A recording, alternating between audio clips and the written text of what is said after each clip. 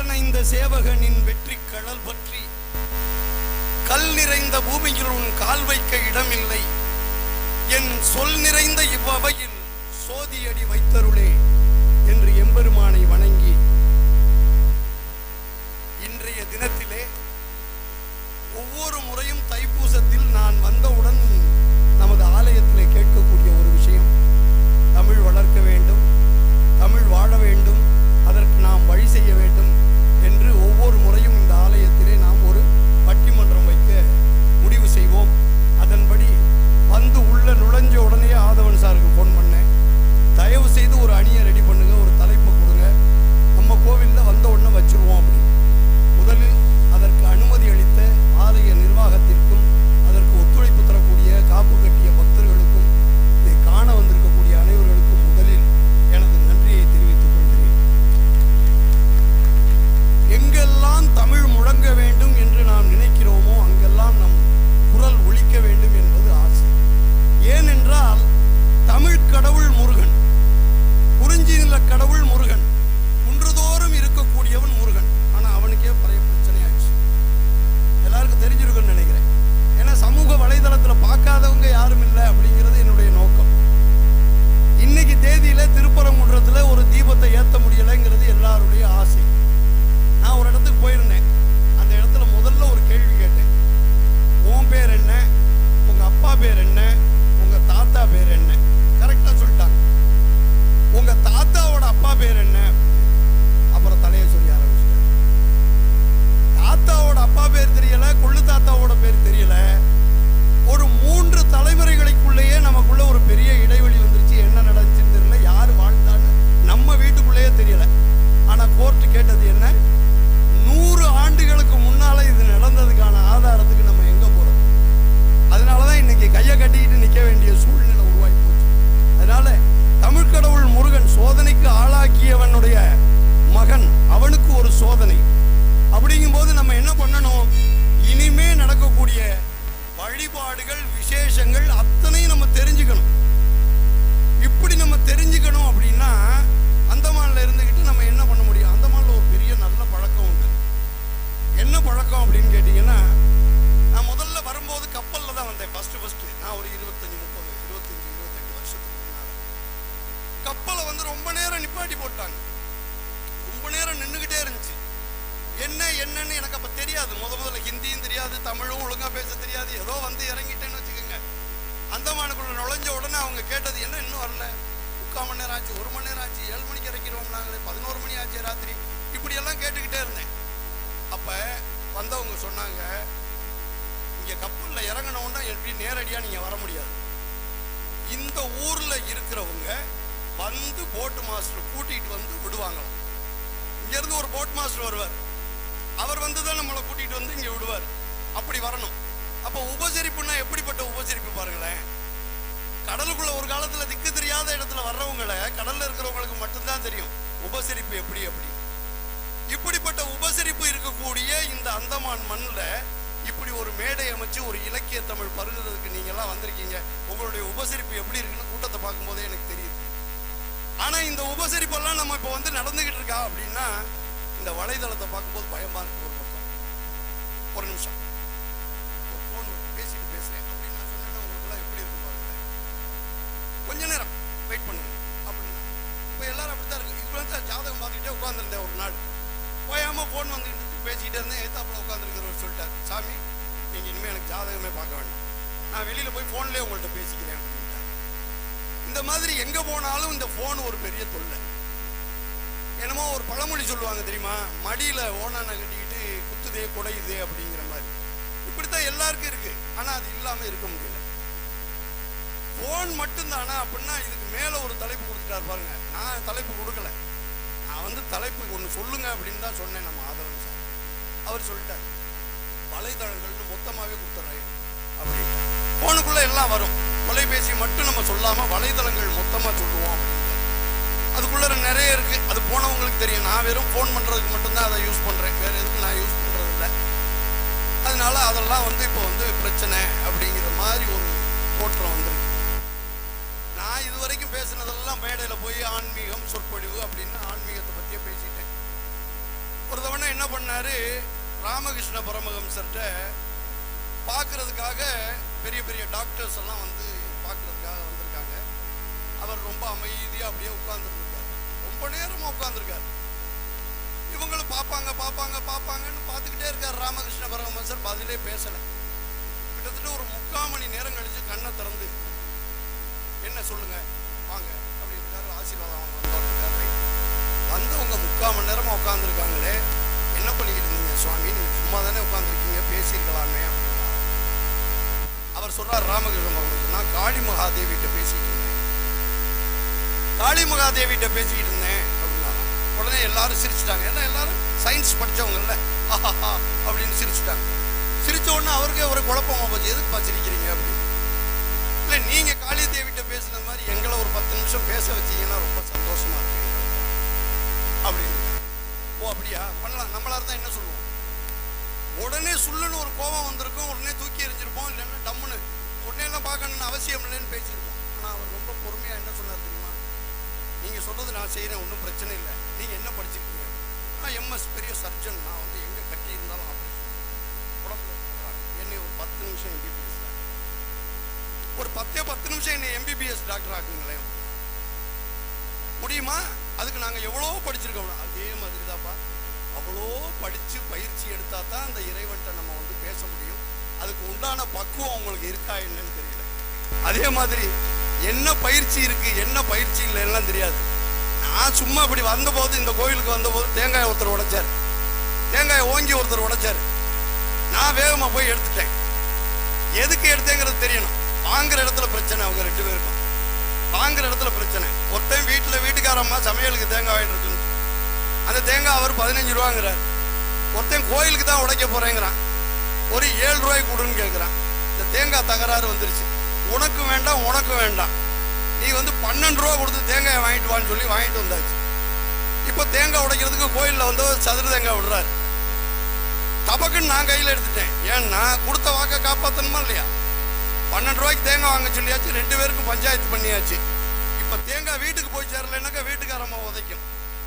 அதை மனசில் வச்சுக்கிட்டு பக்கத்துலேயே நின்று கரெக்டாக அந்த தேங்காயை 12 ரூபாய்க்கு வாங்கி கொடுத்து, இவர்கிட்ட அந்த 12க்கு பாதி, அவர்கிட்ட பாதி பிரித்து கொடுத்து, தேங்காய் உடைச்ச உடனே புறக்கி கையில் கொடுத்து, நீ முழுசு தேங்காயை வீட்டுக்கு கொண்டு போய் வேற யாரும் எடுத்துடப்படாது. இதை பார்த்த உடனே என்னைய கூப்பிட்டு வந்துட்டாங்க நடுவரா. ஒவ்வொரு இடத்துலையும் இப்படி தான் பண்ணுவேனா, ஏதாவது பண்ணுறதை பார்த்த உடனே சரி இவர் அதுக்கு தகுதியான ஆள் தான், ஏதோ பஞ்சாயத்து பண்ணி ஒரு சதுர தேங்காயே கரெக்டாக பிரித்து கொடுத்துட்டாரு, வீட்டுக்கு கொண்டு போய் சேர்த்துட்டாரு குறைச்ச விலையில் அப்படி. இந்த மாதிரி கோவில்களில் அதே மாதிரி எங்களுக்கு கிடைக்கிறது அதுதான். கோவில்களில் பட்டிமன்றமோட நாங்கள் ஒன்றும் பெருசாக ஒன்றும் யாருக்கு எதுவும் கொடுக்கறது இல்லை. அதிகபட்சமாக ஒரு தேங்காய் மூடி, ஒரு வெத்தலை பாக்கு, வாழைப்பழம், அவ்வளோதான். ஆனால் தமிழ் நெஞ்சுக்குள்ளே இருக்குது, அதனால வந்திருக்காங்க இந்த கூட்டம் பூரா. தமிழ் வந்து நெஞ்சுக்குள்ளே இருக்கு. எப்படியாவது யாராவது ஒரு நம்ம சொல்கிற 4 விஷயம் அங்கே பதிஞ்சிராதா அப்படிங்கிற வேதனை இருக்கு. அதனால பண்பாடு மிக்க இந்த அந்தமான் மண்ணிலே தமிழ் வளர்க்கக்கூடிய, தமிழ் வளர்வதற்கு உதவக்கூடிய அனைத்து மொழியினரும் இந்த கோயிலில் வழிபடுறாங்க. அவ்வளவு பேருக்கும் இந்த பட்டிமன்றம் ஒரு மிகப்பெரிய வரப்பிரசாதமாக இருக்கும். தலைப்பு வேணா வரமா சாபமான் இருக்கலாம், ஆனா இந்த பட்டிமன்றத்தில் அவர்கள் சொல்லக்கூடிய கருத்துக்கள் அனைத்தும் மிகச்சிறந்த கருத்துக்களாக வரமாக இருக்கும்.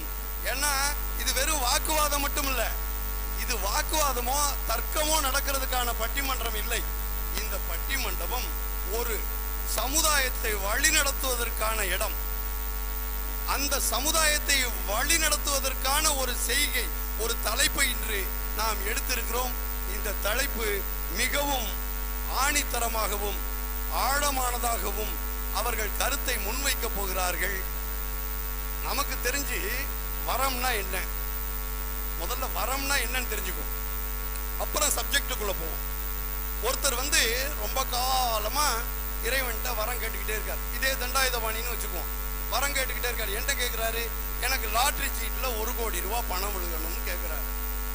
லாட்ரி சீட்ல 1 கோடி ரூபாய் பணம் விழுகணும்னு அவர் வந்து வரம் கேட்கிறாரு. தண்டாயுதபாணி வரம் கொடுத்தாரா கொடுக்கலையான்னு அவருக்கு தெரியல. வருஷம் 1 ஆச்சு, 2 ஆச்சு, 3 ஆச்சு. டெய்லி வர்றாரு கோவிலுக்கு, கேட்டுக்கிட்டே இருக்காரு. கொடுத்தாரா கொடுக்கலையான்னு தெரியல. அவருக்கு லாட்ரி சீட்டு விழுகல, பணம் விழுகல. ரொம்ப வருத்தப்பட்டு பெரிய அக்னி குண்டம் ஒன்று வளர்த்து இனி இதுக்குள்ள குதிச்சிட வேண்டியதுதான். ஏன்னா முடிவு என்னாச்சு? கடைசி முடிவு எனக்கு எதுவுமே இல்லை கையில் அப்படின்னா கடைசியில் சாவுதான் முடிவு. அதனால நான் என்ன பண்றேன், ஒரு பெரிய அக்னி குண்டத்தை வளர்த்து அப்படியே நான் தீக்குளிக்கல, அவர் மண்ணெண்ணெய் ஊத்திக்கிட்டு அக்னி குண்டத்தை வளர்த்து நான் அர்ப்பணிக்கிறேன் அப்படின்னு அர்ப்பணிக்கிறதுக்காக உள்ள விழுக போறார். தண்டாயுதபாணி நேரம் வந்தாராம். வந்த உடனே பிடிச்சிட்டே, உனக்கு என்னைக்கோ நான் வரம் கொடுத்துட்டேன், லாட்டரி சீட்டு வாங்குறதுக்காக நீ போனியா? அந்த லாட்டரி சீட்டே வாங்காம உனக்கு எப்படா நான் கொடுத்த வரம் உனக்கு தெரியும் அப்படின்னு. வரம்னா வரமா, அது என்ன கொடுத்துருக்காங்கன்னு நமக்கெல்லாம் கையில தெரியலையே. இப்ப வலைதளமும் ஒரு வரம் அப்படின்னா வரம்னா என்னன்னு புரிஞ்சிருக்கும் உங்களுக்குன்னு நினைக்கிறேன். வரம் கிடைச்சதை நம்ம வந்து எப்படி பயன்படுத்த போறோம், என்ன பண்றோம், அதனால நமக்கு ஏற்பட்ட பயன்பாடு என்ன, இது சாபமா வரமா அப்படின்னு ரெண்டு அணி. நான் பேச போல எதையும், நான் பொதுவா சொல்லியிருக்கேன். வலைத்தளங்கள் எல்லாரும் வச்சிருக்கான், அதுல எந்த ஒரு மாற்றமும் கிடையாது, அவங்க வச்சிருக்கிறபடியே இருக்கு. இது பயன்படுத்துறதுலையும் இது சமூகத்திலையும் பிரச்சனையை உருவாக்குதுன்னு நிறைய பேர் சொல்லி கேள்விப்படுறோம். நான் எந்த பிரச்சனையும் நான் சொல்ல விரும்பல, பிரச்சனைகள் உருவாக்குதுன்னு தெரியுது, ஆனா அது இல்லாம இருக்க முடியலைங்கிறது தெரியுது. அதனால இறைவன் ஏதோ ஒண்ணு கொடுத்துருக்கான், வரமா நமக்கு கொடுத்துருக்கான். ஆனா அந்த வரத்தை நம்ம வாங்கிட்டோமா என்ன அப்படின்னு லாட்டரி சீட்டு வாங்கி பார்த்தவனுக்கு தான் தெரியும். இவங்கெல்லாம் நிறைய லாட்டரி சீட்டு வாங்கி வரத்தை அனுபவிச்சவங்களா தெரியுது இந்த பக்கம் உள்ளவங்கெல்லாம். இவங்கெல்லாம் லாட்டரி சீட்டு வாங்கி ஏமாந்து போனாங்களா, இல்ல லாட்டரி சீட்டே வாங்காமலே இருக்கு சாபம்னு சொல்றாங்களாங்கிறது தெரியல. ஆனா ரெண்டு பேரும் வலைதளத்தை ஒண்ணு விடாம பார்த்துருக்காங்கிறது மட்டும் நமக்கு நல்லா தெரியுது. அதனால வரமே என்ற அணி மிகுந்த வலு சேர்ப்பதற்காக நமது நண்பர் பிலிம் டைரக்டர், என்னுடைய அந்தமான்லேருந்து ஆதி காலத்தில் நான் உள்ள நுழைஞ்சதுலேருந்து இன்றைய வரை சிறிதும் வலுவாத நண்பர் அவர் வந்து வரமே என்ற அணியில் பேச வந்திருக்கிறார். அதற்கு அடுத்தபடியாக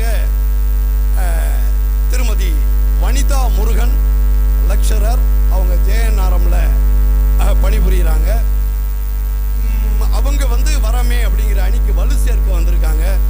ஜி முத்துக்குமார் எனது பையன்னே சொல்லலாம், என்னோட பையன். நான் வர்றதுல வந்து அந்தமான்ல நுழைஞ்ச போது என்னோட கையை பிடிச்சி நடந்த பையன் இன்னைக்கு மேடையில் என் கையை தொடர்ந்து நடந்து வரக்கூடிய அளவில் இருக்கக்கூடிய ஜி முத்துக்குமார் இந்த ஆலயத்தின் தலைப்பை பொறுப்பை ஏற்று இந்த ஆலயத்தில் நடத்தி கொண்டிருந்த எங்களது அன்பிற்குரிய தலைவர் கணேசன் அவர்களது மகன், அன்றிலிருந்து இன்று வரை பொருளாளராகவே இந்த ஆலயத்தை வழிநடத்தி கொண்டிருக்கக்கூடிய திரு கதிரேசன் அவர்கள். பொருளாளர்னா அப்படி ஒரு பொருளாளர் பார்த்துக்குங்க. என்னை அங்கிருந்து இங்கே வர வைக்கிறதுலேருந்து கொண்டு போய் சேர்க்கிற வரைக்கும் பக்கத்திலேயே இருந்து அப்படிப்பட்ட பொருளாளர், எங்களது இந்த ஆலயத்தை வழி நடத்தி கொண்டிருக்கக்கூடியவர். இவங்க எல்லாம் எனக்கு கிடைச்ச வரம் தான். வலைதளம் வரம்னே அவங்க பேச வந்திருக்காங்க. அடுத்து இந்த பக்கம் போங்கப்பா, இதெல்லாம் வந்து என்னத்தை சொல்றது, நம்ம இவங்களுக்கு எவ்வளவு சொன்னாலும் புரியாது அப்படிங்கிற பக்கத்துல இருந்து இது பூரா சாபம் தான் அப்படின்னு விமலா பேராசிரியை ஜேஎன்ஆர்எம் அவங்க வந்து சாபமே என்ற அணியிலும், திருமதி என் லக்ஷ்மி அசிஸ்டன்ட் ப்ரொஃபசர் அவங்களும் இந்த அணியை வழி சேர்க்க சாபம் என்று சொல்லவும், ராம கண்ணன் அவர்கள் அக்கவுண்ட்ஸ் மேனேஜர் ராஜ் மெரைன் சர்வீஸ்ல இருந்து அவரும், ஆசிரியர் பி கோபாலகிருஷ்ணன் அவர்களும் சாபமே என்ற அணிக்கு வலு சேர்க்க வந்திருக்கிறார்கள். அனைவரையும் உங்களது சார்பாகவும் இந்த ஆலயத்தில் வந்திருந்து பேசுவதற்காக வருக வருக என்று நானும் வரவேற்று, இந்த இனிய இரவு பொழுதிலே உங்களது பூஜைக்கு முன்னால் உங்களது நேரங்களை எல்லாம் சிறிது போனேன்னெல்லாம் கொஞ்சம் சைலண்ட் பண்ணிக்கங்க. கொஞ்ச நேரமாவது இந்த வலைதளங்கள் பற்றி என்னதான் இந்த சமுதாயத்தில் நடக்குதுங்கிறத பற்றி ஒரு பெரிய ஒரு கற்பனையான ஒரு உலகத்துக்கு போகிறோம். அதை நம்ம இடத்துக்கு கண்டிப்பாக கொண்டு போவார்கள் என்ற அந்த மிகப்பெரிய நம்பிக்கையை அவர்கள் மீது வைத்து வரமே என்ற அணியில் பேசுவதற்காக திரைப்பட இயக்குனரும் உங்களுக்கெல்லாம் அறிமுகமான உள்ளூர் திரு ஆதவன் அவர்களை அன்போடு மேடைக்கு அழைக்கிறேன். நன்றி, வணக்கம்.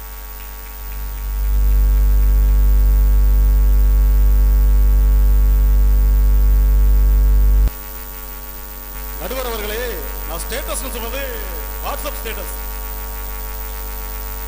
ஏன்னா இப்ப இன்னைக்கு பாத்தீங்கன்னா எல்லா இளைஞர்களும் ஸ்டேட்டஸ் தான் பயன்படுத்துறாங்க. ஸ்டேட்டஸ்ங்கிறது நம்மளுடைய மனநிலை, அந்த மனநிலையை தெரியப்படுத்துறது தான் அந்த வாட்ஸ்அப் ஸ்டேட்டஸ். ஒருத்தன் ரொம்ப ஜாலியா இருக்கும் பொழுது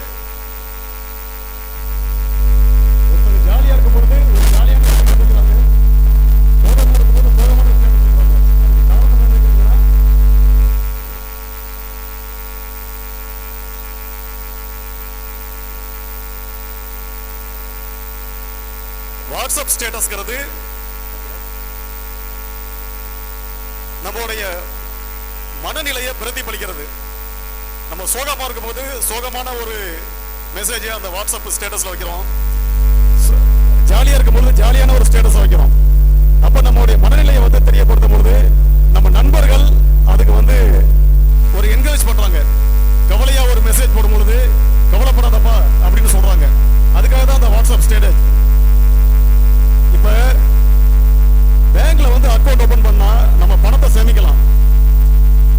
ஆனா நம்ம Facebookல ஒரு அக்கௌண்ட் ஓபன் பண்ணா நண்பர்களை சேமிக்கலாம். நண்பர்கள் எவ்வளவு நண்பர்கள், அதாவது நம்முடைய நண்பர்கள் வட்டம் என்னன்னு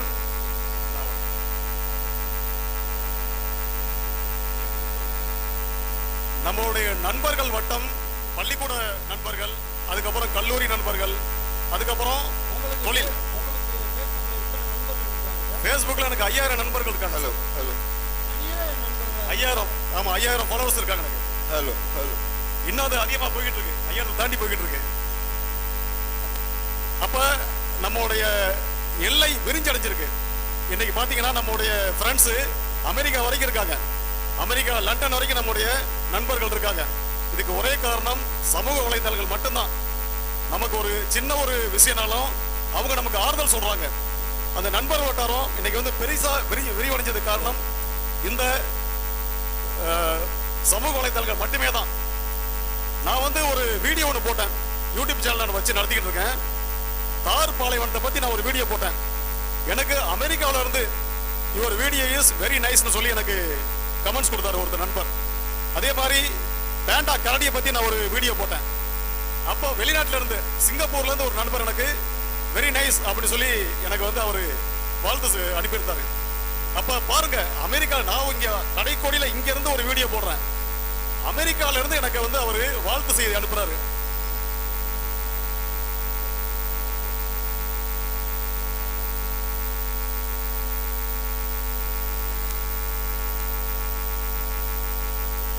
அப்ப நான் வந்து இங்க இருக்க அந்தமான்ல ஒரு கடைக்கோடி இடத்துல இருந்து நான் ஒரு வீடியோ போடும் பொழுது எங்கோ தூரத்துல அமெரிக்கால இருந்து அவர் எனக்கு வாழ்த்து சொல்றாரு. அப்ப நட்பு,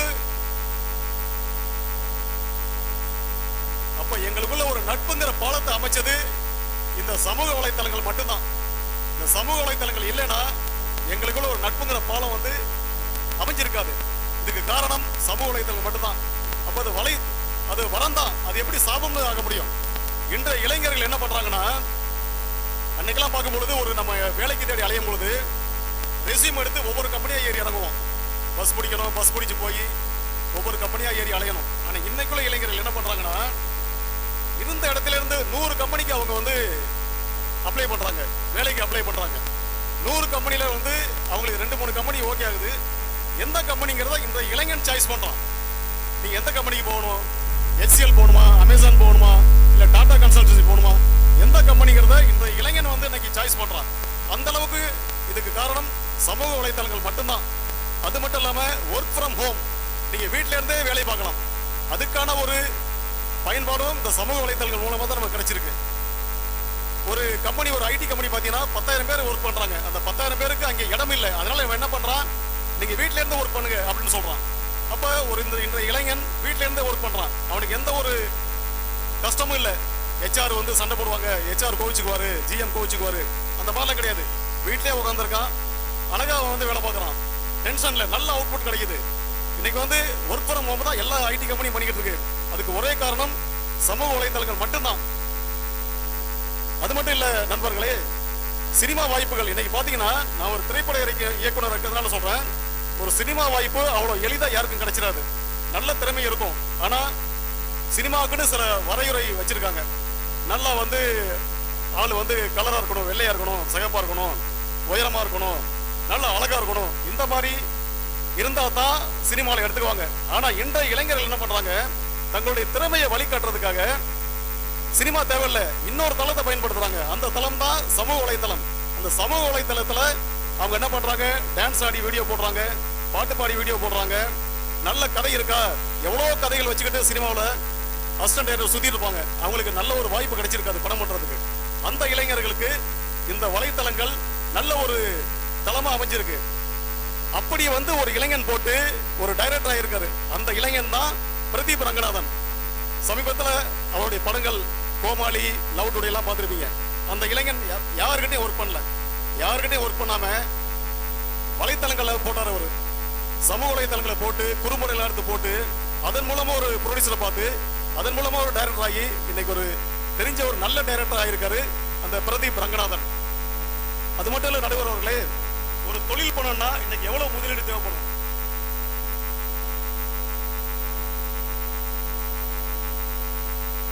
ஹலோ, என்னோட தொழிலுக்கு ஒரே ஒரு தர்ப்பக்கட்டு மட்டும்தாங்க. உங்க தொழில் நான் வந்து வர முடியாது, வேற எந்த முதலீடும் கிடையாது. ஒரே ஒரு தர்ப்பக்கட்டு, யாரு கூப்பிட்டாலும் பின்னாலே வந்துருவேன். இன்றைய இளைஞன் தொழில் பண்றதுக்கு குறைஞ்சது ஒரு 20 லட்சம் 30 லட்சம் கண்டிப்பா தேவைப்படும். அது இல்லாம இன்னைக்கு தொழில் பண்ண முடியாது. ஏன்னா ஒரு கடை பிடிக்கணும், கடைக்கு அட்வான்ஸ் கொடுக்கணும், அந்த கடைக்கு வந்து இன்டீரியர் போடணும், சரக்கு போடணும், எல்லாம் போட்டா ஒரு 30-40 லட்சம் இல்லாம இன்னைக்கு ஒரு தொழில் பண்ண முடியாது. ஆனால் முதலீடே இல்லாம தொழில் பண்ணலாம், வருமானம் வரும் அப்படின்னா இன்றைய சமூக வலைத்தளங்கள் மட்டும்தான். ஒன்றும் இல்லைங்க, ஒரே ஒரு ஃபோன் போடுறோம், ஒரு ஃபோனு வீடியோ போடுங்க, டெய்லி வீடியோ போடுங்க, போட்டா நீங்க வந்து அது மூலமா உங்களுக்கு நீங்க சம்பாதிக்கலாம். அது ஒரு முதலீடு. இந்த மாதிரி பண்ணவர் தான் மதன் கௌரி அப்படிங்கிற ஒரு யூடியூபர். அது மூலமா அவரு நிறைய வந்து சப்ஸ்கிரைபர் வச்சிருக்காரு. மதன் கௌரி மட்டும் இல்ல, இர்ஃபான் ஒருத்தர், அவர் சாப்பிட்டுட்டே இருப்பாரு, சாப்பிட்ட சாப்பாடை மட்டும் தான் அவர் போட்டுக்கிட்டு இருப்பாரு. அதன் மூலமா அவரு நிறைய சம்பாதிச்சிட்டு இருக்காரு. அதே மாதிரி வாசன் ஒருத்தர் பைக் ஓட்டிட்டு இருப்பாரு, அவர் அந்த வீடியோ போட்டு அவர் நிறைய ஃபாலோவர்ஸ் வச்சிருக்காரு. கிட்டத்தட்ட லட்சக்கணக்கில் சம்பாதிச்சிருக்காங்க. இந்தியாவில் மட்டும் யூடியூப் மூலமா சம்பாதிக்கிறவங்க 25 லட்சம் பேர் இருக்காங்க. அதுல 7 லட்சம் பேர் முழு நேரமா யூடியூப் போட்டு சம்பாதிச்சிட்டு இருக்காங்க. அப்ப பாருங்க, இன்றைய இளைஞர்களுக்கு சமூக வலைத்தளங்கள் ஒரு நல்ல ஒரு வேலை வாய்ப்புக்கு பயன்படுதா இல்லையா? அது மட்டும் இல்லைங்க, வில்லேஜ் குக்கிங் சேனல் ஒரு சேனல், 3.5 கோடி சப்ஸ்கிரைபர் நீங்க இருக்காங்க. ஒரு கிராமத்துல இருந்து வந்த படிக்காதவங்க தான் அவங்க இன்னைக்கு வந்து 3.5 கோடி சப்ஸ்கிரைப் வச்சிருக்காங்க. அவங்களோட ராகுல் காந்தி விருந்து கொடுத்திருக்காரு அவர். அது மட்டும் இல்லாம இன்னைக்கு திரைப்படமாகட்டும், என்ன திரைப்படம் நீங்க பார்க்கணுமோ எல்லா திரைப்படமும் இன்னைக்கு நம்முடைய மொபைல்ல சமூக ஊடகங்கள்ல இருக்கு. என்ன பாட்டு வேணுமோ எல்லா பாட்டுமே இருக்கு. என்ன புத்தகம், ஒரு கடைக்கோடி மாணவனுக்கு நோட்ஸ் வேணும், புக்ஸ் வேணுமா, எல்லாமே இன்னைக்கு அதுல இருக்கு. அமெரிக்கா நம்ம பார்க்கணுமா, அமெரிக்கா நம்ம போக முடியாது. அந்த அமெரிக்கா பார்க்க வேண்டிய எல்லாமே நம்ம இங்க இருந்து பார்க்கலாம். சமூக ஊடகங்கள் மூலமா நம்ம அமெரிக்கா பார்க்கலாம், லண்டன் பார்க்கலாம். அது மட்டும் இல்லைங்க, ஒரு முக்கியமான விஷயம், ஜல்லிக்கட்டு போராட்டம் பத்தி எல்லாருக்கும் தெரியும். இளைஞர்கள் போராடின ஜல்லிக்கட்டு. இந்த ஜல்லிக்கட்டு சமூக ஊடகங்களை பயன்படுத்தி அவங்க ஜல்லிக்கட்டை வந்து பெரிய அளவில் கொண்டு போனாங்க. அது மூலமா தான் அமெரிக்காவில் உள்ள ஒருத்தர் கூட தெரிஞ்சது ஜல்லிக்கட்டு ஒரு மாட்டுக்காக இந்த அளவுக்கு போராடுறாங்களா அப்படின்ட்டு. அது மூலமா அந்த ஜல்லிக்கட்டு போராட்டத்தை வெற்றி பெற வச்சாங்க இன்றைய இளைஞர்கள். அதனால சமூக வலைத்தளங்கள் வரம் தான், சாபம் இல்லை என்று சொல்லி நன்றி கூறி விடைபெறுகிறேன். நன்றி, வணக்கம். அடையப்பா, நான் கூட என்னமோ ஏதோன்னு நினைச்சேன். சமூக வலைதளங்கள்ல எத்தனை கோடி சம்பாதிச்சிருக்கான் அப்படின்னு வரிசையா லிஸ்ட் எடுக்கிறார். பள்ளிக்கூடம் இல்லாத ஊர் இருந்தா கூட கவலைப்பட வேண்டாம் இனிமே. ஏன்னா வலைதளமே பள்ளிக்கூடம் ஆயிடுச்சு.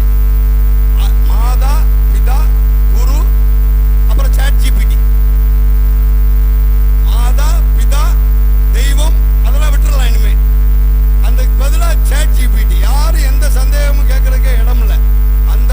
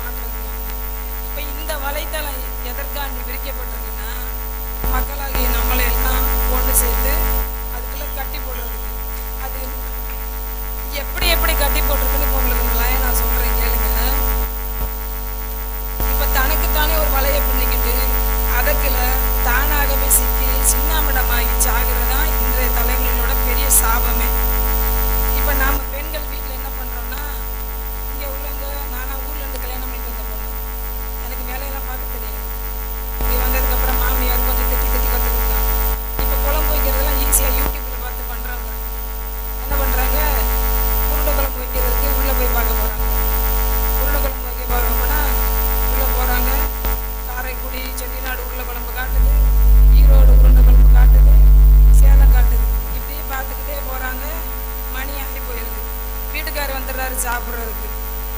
உருண்டை குழம்பு ரெடி ஆகலை. போடுற பொட்டில் முதுகில் உருண்டை உருண்டையாக எழுப்பி போயிடுது. நீங்க ஃப்ரிட்ஜுக்குள்ள பழைய குழம்பெல்லாம் எடுத்து வைக்கிறது இல்லையாம்மா? பழைய குழம்பு வைக்கிறது இல்லைங்க ஐயா. ஐயா சொன்னாங்க ஆதவன் ஐயா, இது நட்பு எனக்கு ஃபேஸ்புக்கில் அமெரிக்கா வரைக்கும் இருக்குது, லண்டன் வரைக்கும் இருக்குங்கிறாங்க. நட்பெல்லாம் நல்லா தான் ஆன்லைனில் இருக்கும், உதவின்னு ஓடி வர்றதுக்கு. ஐயா போகும்போது வலிக்கு விழுந்தாருன்னா வாடகை வீட்டில் இருக்கிற பக்கத்து வீட்டுக்காரங்க வந்து தூக்கணும். ஃபேஸ்புக்கில் இருக்கிற வந்து தூக்க முடியாது. அமெரிக்காவில் இருந்து தூக்க ஐயா முடியாது. தெரிஞ்சுக்கங்க, பக்கத்து வீட்டுக்காரர் முதல்ல நட்பா இருக்காரு அவங்க ஃபேஸ்புக்ல.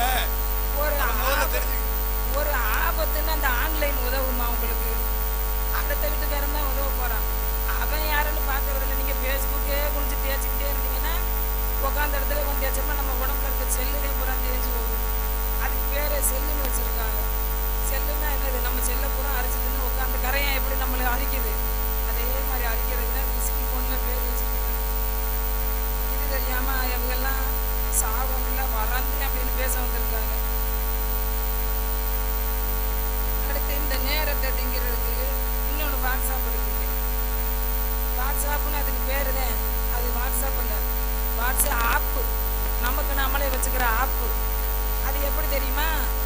நான் வந்து கோயிலுக்கு அடிக்கடி போய் கொஞ்சம் பக்தியாக இருக்கிற மாதிரி போவேன்.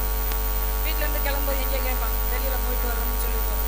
ஆனால் வெளியில் போயிட்டு எங்கே போகிறது? கோயிலுக்கு தான் பெரும்பாலும் போகிறோம். நம்ம போவோம். நம்ம எதிரணி தலைவர் என்னோட அம்மா தோழி இருக்காங்க, அவங்களும் வந்திருப்பாங்க.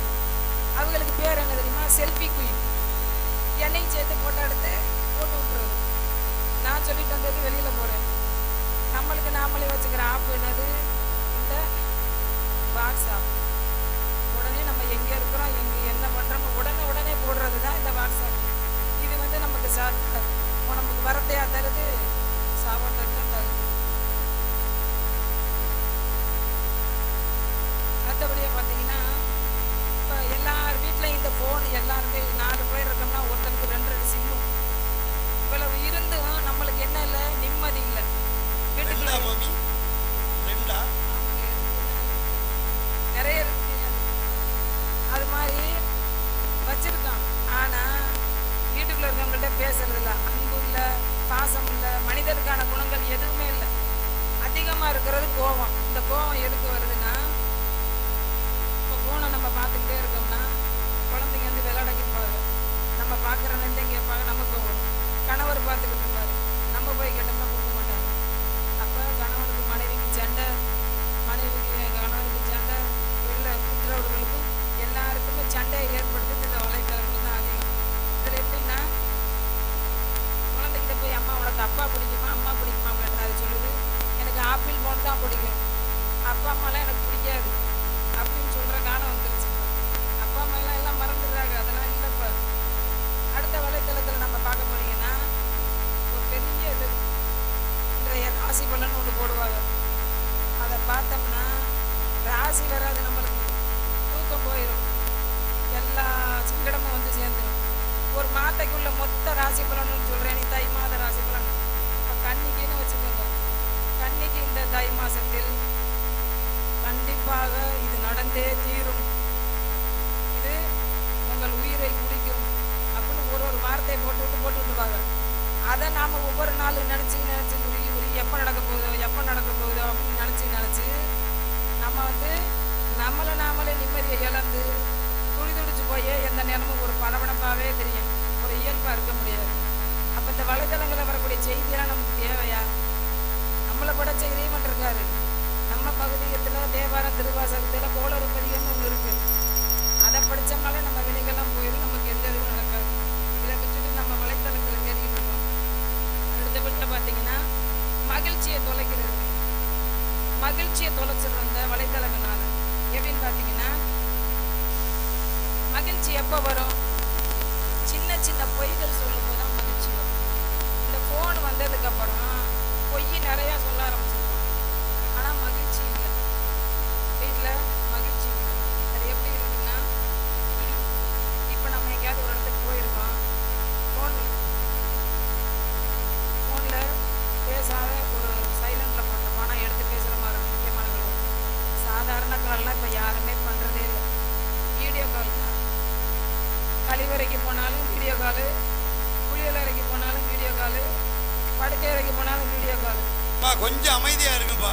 அவங்களுக்கு அவங்கெல்லாம் வந்து இப்ப பேசுனாங்கன்னு வச்சுக்கோங்க, ஒரு வெறியில பேசுவாங்க சாபமேன்னு. அவங்களுக்கு தொண்டை சரியில்லை, நம்ம கூப்பிட்டதோட நேரமோ என்னமோ தெரியல, இல்ல இதை சாபம்னு சொல்ல வந்ததுக்காகவான்னு தெரியல. தயவு செய்து நீங்க கொஞ்சம் அமைதியா இருங்க. அவங்க என்ன சொல்றாங்கன்னு என்னையும் கேட்க விடுங்க. நம்ம வந்து ஒரு முக்கியமான ஆர்கியூமெண்ட் இது. நீங்க வீட்டில் உட்காந்து நீங்களா பேசினா இது வந்து பிரயோஜனப்படாது. இது மாதிரி பொது இடத்துல நம்ம வந்து என்னன்னு கேட்கணும். தயவு செய்து அவங்களுக்கு தொண்டை சரியில்லைங்கிறத புரிஞ்சுக்கிட்டு நீங்க கொஞ்சம் சத்தம் இல்லாம இருந்து கேளுங்க அவங்கள. சொல்லுங்கம்மா.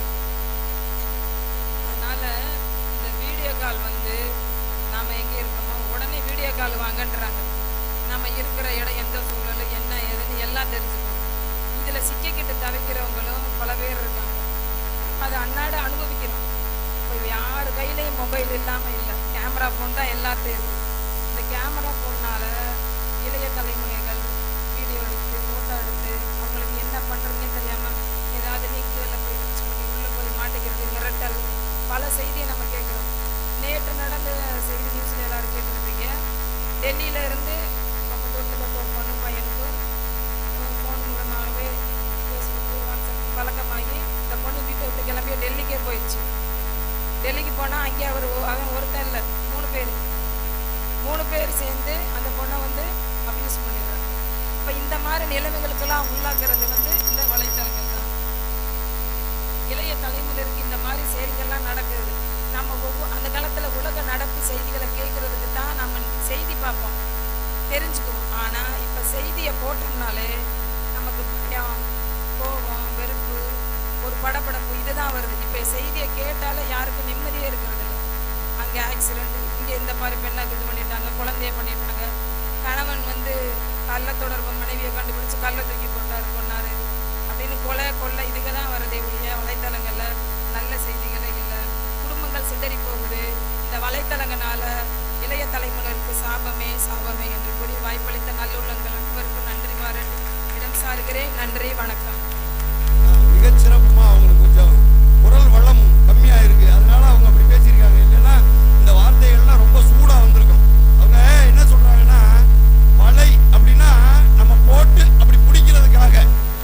அப்ப போட்டு பிடிச்சா அது யாராவது ஒருத்தருக்கு சாபமா தானே இருக்கும். விஜய் ஒரு படத்துல சொல்லுவாரு, மீன் பிடி சாப்பிட்டா உடம்புக்கு நல்லது, அப்ப மீன் சாப்பிடாட்டி மீனுக்கு நல்லது அப்படின்னு. அந்த மாதிரி வலைதளம். அப்ப வலையிலன்னா பரவாயில்ல, ஆனா இது பெரும் குழியா வெட்டி வச்சு எல்லாரையும் உள்ள போட்டு எந்திரிக்க விடாம பண்ணுது அப்படின்னு ஒரு மிகப்பெரிய ஒரு குற்றச்சாட்டை வச்சிருக்காங்க. அவங்க சொல்றதை கேட்கும்போது வீட்டுல எல்லாம் நம்ம வாட்ச் பண்ணத்தான் செய்யறோம். பிள்ளைய 10 தவணை கேட்டாலும் ஹெட்போனை வேற போட்டுக்கிறாங்க. நம்ம பேசுறதும் கேட்க மாட்டேங்குது, அவங்க பேசுறது நமக்கு கேட்குதா என்னன்னு தெரியல. இப்படியே பார்த்தமணியமா இருந்தான் அவன், இப்படியே பார்த்தமணியமா இருக்கான். இப்ப என்ன பண்றான்னு எனக்கு ஒன்றும் புரியல. பார்த்தா இந்த பக்கம் உள்ளுக்குள்ள காதுக்குள்ள என்னமோ வச்சிருக்கான். நான் 1/2 மணி நேரமா கூப்பிட்டுக்கிட்டு இருக்கேன், அவன் வெறிச்ச பார்வையிலே இருக்கான். என்னன்னு தெரியல, பயமாயிடுச்சு ஒரு தவணை. என்னடா ஆச்சு இந்த பையன் எப்படி இருக்கானே, எதுவும் காது எது சரியில்லையா, மந்திரிக்கணுமா இல்லை நம்ம தண்ணி எண்ணி தெளிச்சு விடணுமாங்கிற நிலைமை ஆகிப்போச்சு. பார்த்தா காதுக்குள்ள இத்துணுண்டா இருக்கு மைக்ரோஃபோன், உள்ளுக்குள்ளார வச்சிருக்கான். அவன் யார்கிட்ட பேசுறான்னு தெரியல. ஒருத்தர் கையை ஆட்டி வேகமா பேசிட்டு போறாரு. என்ன பேசுறாருன்னு தெரியல. தனியா பேசிட்டு போனா முதல்ல எல்லாம் நம்ம எல்லாரையும் பைத்தியம்னு தானே சொல்லுவாங்க. தனியா யாராவது பேசிக்கிட்டு இருந்தா, இன்னைக்கு அவன் தனித்தனியா பேசிக்கிட்டு இருக்கான். என்ன சொல்றதுன்னு தெரியல. அப்படிப்பட்ட சாபம் இந்த வலைத்தளங்கள் நமக்கு கொடுக்குது. ஆனா இதெல்லாம் ஒரு பெரிய மேட்டரே இல்லை போங்க. இப்படியெல்லாம் சாபம்னு நாம ஒளிச்செல்லாம் கட்ட முடியாது.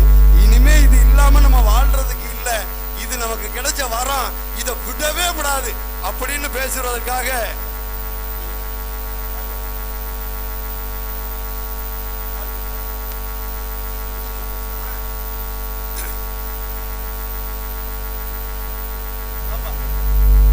வாழ்ந்து சாதாரண விஷயம் இல்லைன்னு ஒரு பாருங்க. ஒரு யங் சாப்ல ஒரு ஆளை கொண்டாந்து நிப்பாட்டுங்க. எல்லாரும் வயசானவங்க ஏதோ பேசுறாங்கன்னா நீங்க நினைக்கப்படாது. ரத்தம் இது எங்களுக்கு கிடைச்ச வரம்னு அப்படியே கையில தூக்கிட்டு வருது பாருங்க.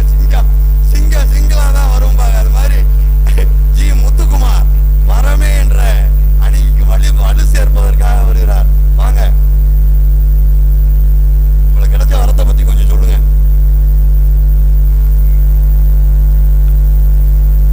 ओम गुरु ब्रह्मा गुरु विष्णु गुरु देवो महेश्वर गुरु साक्षात परब्रह्मा तस्मै गुरुवे நமக.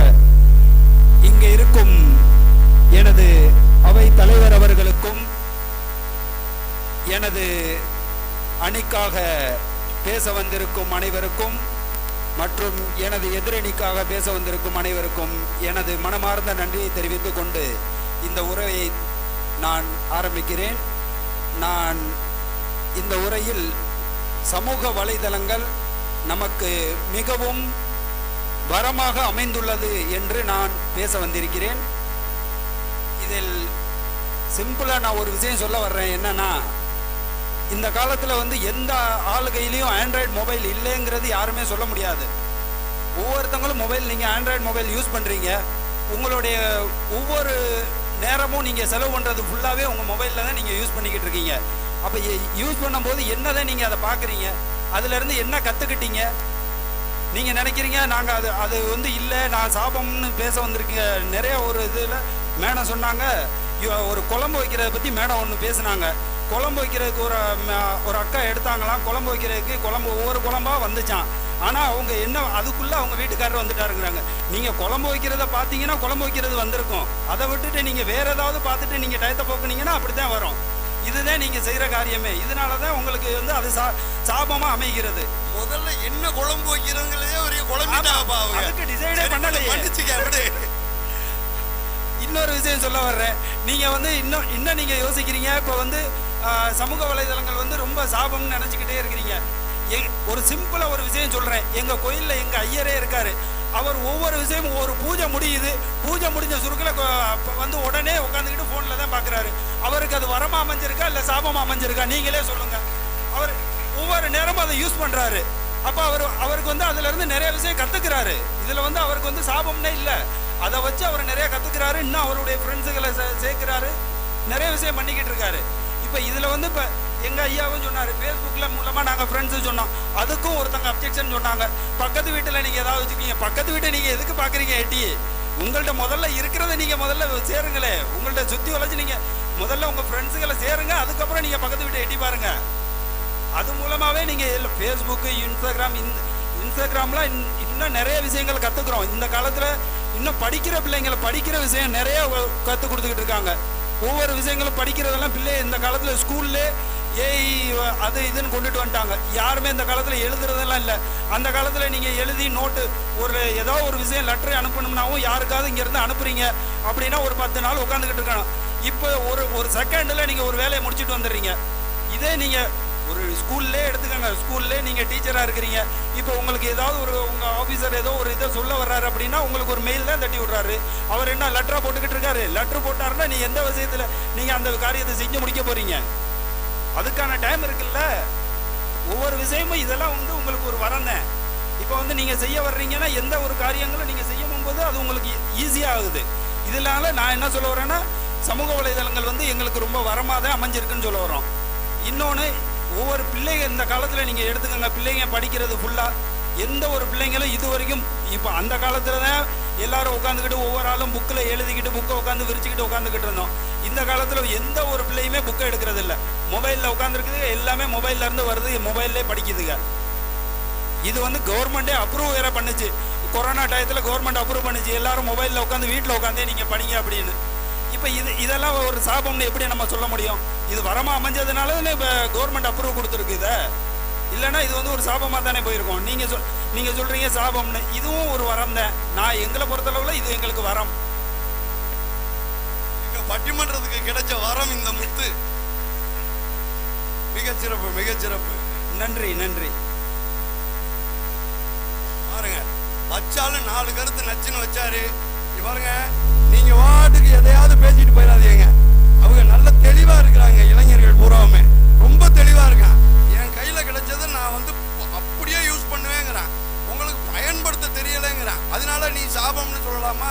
அதெல்லாம் கிடையாது. முடங்கி போனா கூட, உடம்பே முடங்கி போனா கூட வீட்டில் உட்கார்ந்துருந்து அந்த வேலையை செஞ்சு சம்பாதிக்கிறதுக்கு மிகப்பெரிய வரப்பிரசாதம். இறைவன் ஆண்டவனை நம்புறதை விட ஆண்ட்ராய்டை நம்புங்கடா முதல்ல அப்படின்னு ஒரு மொத்தமா சொல்லிட்டான். ஏன்னா ஒரு காலத்துல நம்ம ஒண்ணு பார்க்கணும்னா அவர்கிட்ட தெரிஞ்சவர்கிட்ட சொல்லி சொல்லுவோம். இப்ப எல்லாம் பிள்ளைங்க வைஃபை தேடணும்னா வைஃபையை தேடிடுதுங்க. வைஃபு தேடணுமா வைஃபையை தேடணுமா நீங்க முடிவு பண்ணிக்கங்க. அவ்வளவுதான். ரொம்ப சிறப்பா என்னுடைய வாழ்க்கை என் கையில் இருக்கிறது, நான் அந்த வாழ்க்கையை தேர்ந்தெடுக்கிறதுக்காக இந்த ஆண்ட்ராய்டை ஆண்டவனா நினைச்சிருக்கேன்னு அருமையா பேசியிருக்காரு. ஏன்னா இளைஞர் இல்லையா, அந்த வெறித்தரமான குரலோட இவ்வளவு வரத்தை சொன்ன பிறகு இந்த சாபமா, நான் என்ன சொல்றது, இது எனக்கு பெரிய சாபம் தான் அப்படின்னு இன்னமும் நம்பிக்கிட்டு ஒரு கூட்டம் வந்து பேசணுமா பாருங்க. அப்பவும் நாங்க ஒன்றும் தயக்கமெல்லாம் கிடையாது. இதை எதிர்த்து பேசுறதுக்கு எங்களால மட்டும்தான் முடியும். சாபம் தான் என்று சொல்வதற்காக திருமதி லக்ஷ்மி அவர்கள் வருகிறார்கள். வாங்கம்மா, வந்து அந்த சாபத்தை கொஞ்சம் விளக்கமா சொல்லுங்க.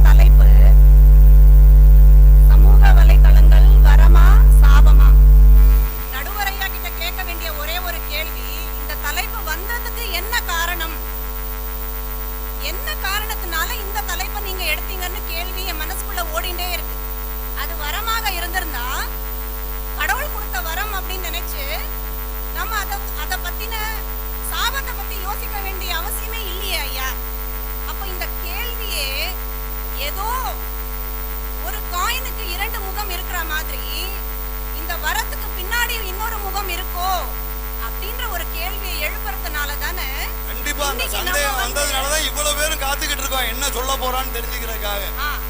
அதனாலதான் இந்த கேள்வியே நமக்கு இப்போ வந்திருக்கு.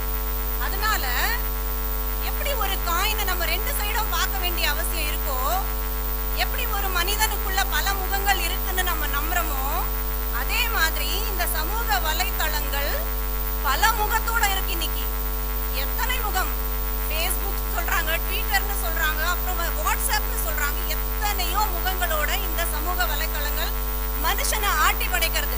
நீங்க இங்க மணி ஆட்டுறீங்களோ இல்லையோ, ஆனா இந்த சமூக வலைத்தளங்கள் நம்மளை எல்லாரையுமே ஆட்டி படைச்சுன்னு இருக்கு. இதை நீங்க ஒத்துக்கிறீங்களா ஐயா? ஒத்துக்கிறேம்மா. நன்றி நன்றி. ஆதவன் சார் ஆரம்பிச்சாரு ஒரு குட்டி கதையை சொல்றேன்ட்டு. எனக்கு எங்கேயோ போயிடுத்து, பயம் வந்துடுது, இவர் என்ன குட்டி கதை சொல்ல போறாரோ அப்படின்ட்டு. என்ன குட்டி கதைன்றது எனக்கு வேற ஏதோ ஞாபகப்படுத்தி எடுத்து. அதுக்கப்புறம் இப்ப பேசின முத்துக்குமார், திரு முத்துக்குமார் அவர் சொல்றாரு, மொபைல்ல வந்து பசங்க ரொம்ப நல்லா படிக்கிறாங்களாம். ஐயா, ஒரு ஆசிரியரா இருந்துட்டு நான் உங்களுக்கு சொல்றேன், எந்த அளவுக்கு சீர்குலைஞ்சு போயிட்டு இருக்கு இப்போ உள்ள சமுதாயம் அப்படின்றது. பசங்களுக்கு படிக்கவே வரலன்றதுதான் எங்க கவலையா இருக்கு. பசங்களுக்கு படிக்க வரல ஐயா. முன்னாடி எல்லாம் வந்து பாட புத்தகங்களை பசங்க வந்து சரளமா படிப்பாங்க, அழகா படிப்பாங்க, எழுதுவாங்க. ஆனா இன்னைக்கு அது எந்த மொழியாக இருந்தாலும் பசங்க அந்த ஸ்கிரீனை மட்டுமே பாக்குறாங்களே தவிர அவங்களுக்கு அதை கரெக்டா படிக்க தெரியல, துணைக்கால் கூட தெரியல, எங்க என்ன உச்சரிக்கணும்னு தெரியல, எதுவுமே தெரியல. அப்போ ஒரு ஆசிரியரா இருந்துட்டு இது எவ்வளவு ஒரு பெரிய கேட வந்து இந்த சமுதாயத்துக்கும் இப்போ உள்ள இளைய தளங்களுக்கு நம்ம வந்து இப்போ என்ன பேசிட்டு இருக்கோம், இப்போ உள்ள சமுதாயம், இப்போ உள்ள மக்களுக்கு இது வரமா சாபமா அப்படின்னு தான் நம்ம பேசிட்டு இருக்கோம். ஒரு 70 வயதான முதியோரை பத்தி நம்ம பேசல. அப்போ இது வந்து இன்னமும் ஜெனரேஷன் டு ஜெனரேஷன் இது ஸ்ப்ரெட் ஆகும்போது நம்ம இப்ப 2 வயசு குழந்தைங்க, ஒரு ஆய்வு என்ன சொல்றது அப்படின்னு சொன்னா, 2 வயசு குழந்தை வந்து 2 மணி நேரம் கணிசமாக அந்த ஸ்கிரீனை வந்து பாக்குறதாம். அது 40 வயசு குழந்தையா மாறும்போது, 40 வயசு ஒரு மனிதனா மாறும்போது அந்த குழந்தையோட நிலைமை என்னவா இருக்கும் நீங்களே சிந்திச்சு பார்த்துக்கோங்க. நம்ம வந்து மணிக்கணக்கா அந்த ஸ்கிரீனை பாக்குறது நம்ம கண்ணுக்கு, நம்ம பார்வைக்கு, நம்ம உடலுக்கு, தனி மனிதன் வந்து எந்த நேரமும் அந்த மொபைல பார்த்துட்டே இருக்கிறது ஒரு டிப்ரெஷனுக்கு கொண்டு போறது.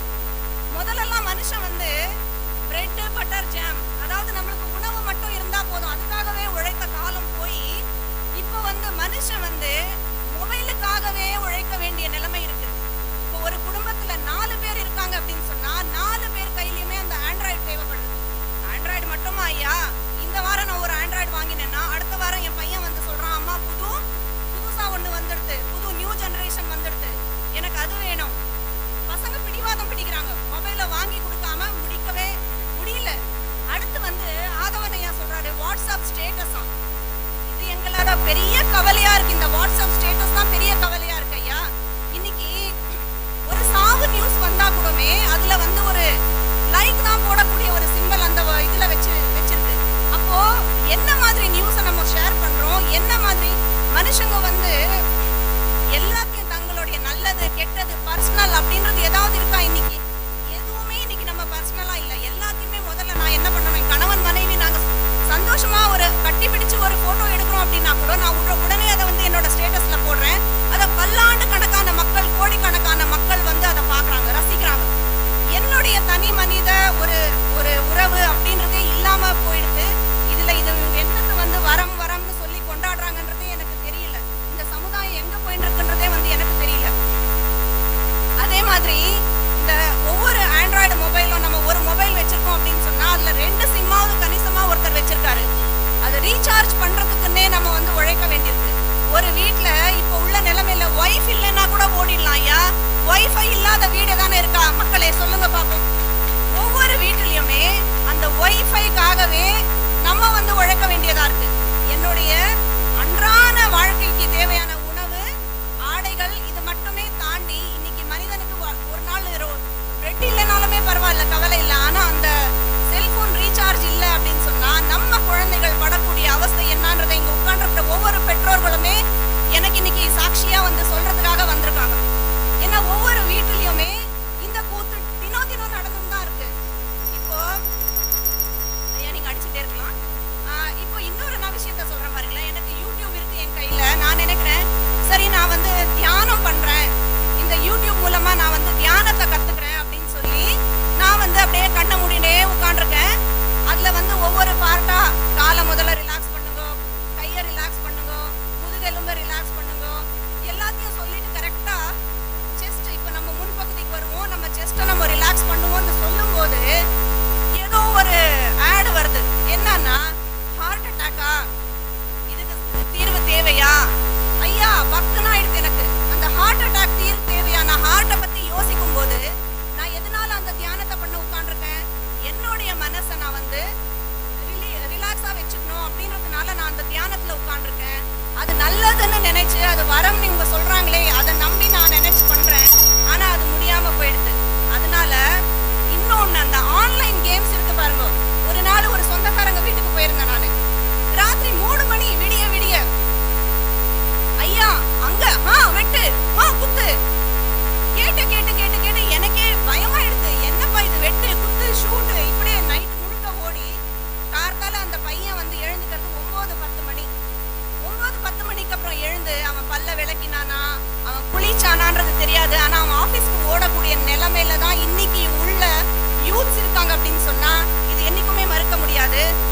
கையில மொபைல் இருக்கு, நான் யாரை வேணாலும் எப்போ வேணாலும் வீடியோ எடுக்கிறேன், எப்போ வேணாலும் நான் ஆடியோ எடுக்கிறேன்றதுனால எத்தனை பேர் டிப்ரெஷனுக்கு போயிட்டு இருக்காங்க, எத்தனை பேர் சூசைட் பண்ணிக்கிறாங்கன்றத வந்து எண்ணிக்கையா இப்ப என்னால சொல்ல முடியல. ஆனா வந்து இது டெய்லி தினம் இந்த அவலங்கள் நடந்துன்னு தான் இருக்கு. அதனால நான் என்ன சொல்றேன், நாங்கெல்லாம் வந்து சமூக வலைதளங்களுடைய எதிரிகள் கிடையாது. ஆனா என்னைக்குமே இப்ப ஏன் இங்க வேலி ஏன் போட்டிருக்கு, ஏன் காம்பவுண்ட் போட்டிருக்கு? ஒரு காம்பவுண்ட் இல்லாத சமூக வலைதளங்கள் நம்ம சொசைட்டிக்கு தீங்க தான் விளைக்கும் அப்படின்றத ரொம்ப மிக உறுதியாக சொல்லி கடைசியில ஒரே ஒரு விஷயத்தை நான் சொல்லிட்டு நான் என்னுடைய உரையை நிறுத்திக்கிறேன். நம் கண்ணை விற்று சித்திரம் வாங்குவது சரியா? நம் கண்களை விற்று சித்திரம் வாங்குவது சரியா? இந்த கேள்வியை நான் வச்சுட்டு எனக்கு இங்க வாய்ப்பு கொடுத்ததுக்கு நன்றி அளித்து விடைபெறுகிறேன். நன்றி, வணக்கம். அருமையானது ஒரு கேள்வி வச்சிருக்காங்க. கண் இல்லைன்னா அந்த சித்திரத்தை எப்படி நம்ம பார்க்கிறது? கம்பர் அழகா சொல்லுவாரு, கண்ணிழந்தான் பெற்றிழந்தான் என உடன்றான் கடுந்துயரம் காலவேளான் அப்படின்னு. தசரதனோட பையனை விஸ்வாமித்திரர் போய் கேட்கிறாரு, எனக்கு அந்த பையனை கொடு, என்னுடைய தவத்துக்கு இடையூறா இருக்கு, அரக்கர்கள் இடைஞ்சல் பண்றாங்க அப்படின்னு போய் கேட்கிறாராம். கேட்ட உடனே தசரதனோட நிலைமை எப்படி இருக்கு? கண்ணிழந்தான் பெற்றிழந்தான் என உழன்றான். தசரதனோட நிலைமை அப்படி இருக்கான். கண் இருந்தது, அப்புறமா திரும்ப இல்லாம போச்சு, திரும்பவும் இருந்தது, திரும்பவும் இல்லாம போச்சு. ஏன் இதை சொன்னார் அப்படின்னா, இந்த புத்திர சோகத்தை கம்பர் மாதிரி சொல்றதுக்கு யாராலையும் முடியாது. ஏன்னா கம்பரோட புத்திர சோகத்துல வாழ்ந்தவர். அதனால கண்ணிழந்தான் பெற்றிழந்தான் என உழன்றான் அந்த தசரதன். அது மாதிரி கண்ணை வித்துவிட்டு நீ சித்திரத்தை வாங்கி என்ன பிரயோஜனம்? இது மிகப்பெரிய சாபம். ஒரு காலத்துல பிள்ளைகள்லாம் வந்து புத்தகத்தை எடுத்து படிச்சுச்சுங்க, இப்ப படிக்கல, ஸ்கோர் பண்ணிக்கிட்டே இருக்கு, அது பாட்டுக்கு ஸ்க்ரோல் ஆகிக்கிட்டே இருக்கு, புத்தகம் மூடினபடியே இருக்கு. அவன் எப்போ படிச்சான், எப்போ தூங்குனான், எப்போ எந்திரிக்கிறான்னு எதுவுமே தெரியல.